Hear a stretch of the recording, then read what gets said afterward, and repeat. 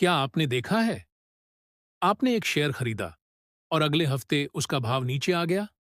आप बस देखते रह गए, समझ नहीं पाए क्या करना है। अधिकतर नए निवेशक सिर्फ बाएं बटन दबाते हैं, किसी रिपोर्ट या टिप पर भरोसा करके। सोचते हैं जल्दी पैसा बन जाएगा।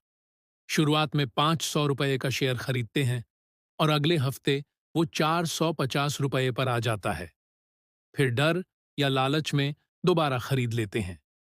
ये पैटर्न अक्सर वही गलती दोहराता है। गलती सिर्फ शेयर चुनने में नहीं है, गलती है बिना समझे पैसा लगाना। बाजार में उतार चढ़ाव सामान्य है, लेकिन जब आप तैयार नहीं हैं, हर गिरावट डर या पैनिक में बदल जाती है। ये इसलिए होता है क्योंकि हम शॉर्टकट ढूंढते हैं। सोचते हैं कोई टिप हमें अमीर बना देगी। असल में बिना रिसर्च और समझ के टिप काम नहीं करती।